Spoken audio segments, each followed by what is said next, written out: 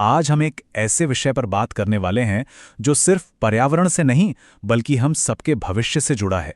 विषय है अरावली पर्वत श्रृंखला की कानूनी मौत। ये लाइन इस पूरी चर्चा का सार है।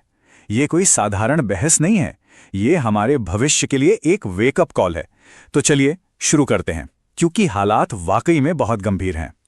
पहला खंड, एक पहाड़ की कानूनी मौत। आइए सबसे पहले ये समझते हैं कि आखिर ये पूरा मामला है क्या। कैसे कागजों पर लिया गया एक फैसला एक पूरी पर्वत श्रृंखला के अस्तित्व पर ही खतरा बन गया है। जी हां, आज बात हो रही है अरावली की और सुप्रीम कोर्ट के उस फैसले की जिसने एक बड़ा सवाल खड़ा कर दिया है कि ये सुरक्षा है या हमारी सामूहिक बर्बादी का लाइसेंस। दूसरा खंड, 100 मीटर का सवाल। तो चलिए अब उस एक कानूनी नियम की गहराई में चलते हैं जो इस पूरे विवाद की जड़ है। वो एक नियम जिसने सब कुछ बदल कर रख दिया। अब इस बात को जरा ध्यान से सुनिएगा। सुप्रीम कोर्ट ने कहा है कि कोई भी पहाड़ी अरावली का हिस्सा तभी मानी जाएगी जब वो अपने आसपास की जमीन से, इस बात पे गौर कीजिए, आसपास की जमीन से 100 मीटर या उससे ज्यादा ऊंची हो। सिर्फ तभी। तो इसका मतलब क्या हुआ? मतलब ये कि अगर कोई पहाड़ी मान लीजिए 90 मीटर की है, दिल्ली के कुतुब मीनार से भी ऊंची, हाँ, या चलिए सिर्फ 50 मीटर की ही है, तो इस नए नियम के हिसाब से वो अब अरावली है ही नहीं, बस खत्म। और यहीं से ये सवाल उठता है। ये एक बेतुकी बात लगती है ना, पर जब हम प्रकृति पर ऐसे मनमाने आर्बिट्रेरी नियम लागू करते हैं तो हम एक बहुत ही खतरनाक मिसाल कायम करते हैं। क्या सच में हम प्रकृति को कुछ मीटरों में नाप सकते हैं? तीसरा खंड, ये फैसला खतरनाक क्यों है? अच्छा, तो अब तक हमने नियम समझा, पर अब देखते हैं कि इसका जमीन पर असल में क्या असर पड़ेगा और इसके परिणाम कितने विनाशकारी हो सकते हैं। देखिए, ये सिर्फ एक परिभाषा बदलने की बात नहीं है।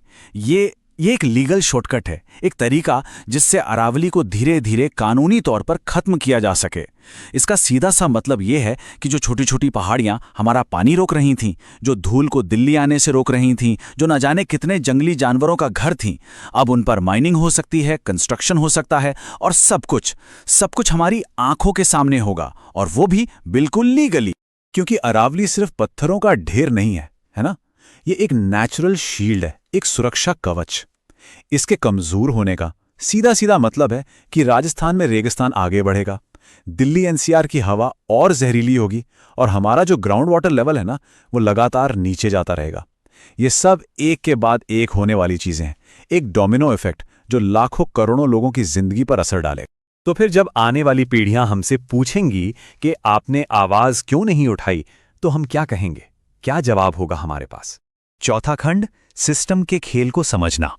और ये सवाल हमें एक बड़ी तस्वीर देखने पर मजबूर करता है। ये कोई एक अकेला आइसोलेटेड फैसला नहीं है। आइए समझने की कोशिश करते हैं कि ये एक बड़ी सिस्टमैटिक प्रॉब्लम का हिस्सा कैसे है। सरकारी तौर पर सस्टेनेबल माइनिंग प्लान जैसे शब्दों का इस्तेमाल होता है, लेकिन सोचिए, जिस पहाड़ी को अब कानूनी तौर पर अरावली माना ही नहीं जाता, उसकी सस्टेनेबिलिटी, उसकी रक्षा कौन करेगा? आखिर किसको परवाह होगी? लॉजिक बहुत सिंपल है और उतना ही खतरनाक। पहले जंगल को नक्शों से ही गायब कर दो, फिर ये दावा करो कि अब जंगल को बचाना तो बहुत मुश्किल है। यही है सिस्टम का खेल, और सबसे डराने वाली बात यह है कि हम सब इसे चुपचाप देख रहे हैं। पांचवां खंड, हमारे भविष्य की लड़ाई। तो अब तक हमने समस्या की बात की, चलिए अब समाधान की तरफ बढ़ते हैं। देखते हैं कि ये लड़ाई इतनी जरूरी क्यों है और इसे एक आंदोलन के रूप में कैसे देखा जा सकता है। इतिहास गवाह है इस बात का कि जब जब देश का युवा चुप रहा है, देश को बेचा गया है, और जब जब युवा उठा है, सिस्टम को, बड़े से बड़े सिस्टम को भी झुकना पड़ा है। एक बात बिल्कुल साफ समझनी होगी, आज की ये लड़ाई किसी पॉलिटिकल पार्टी या किसी धर्म के बारे में नहीं है। ये लड़ाई राज्यों की सीमाओं से भी परे है। ये लड़ाई है हमारी जमीन के लिए, हमारे पानी के लिए और हमारी सांस लेने वाली हवा के लिए।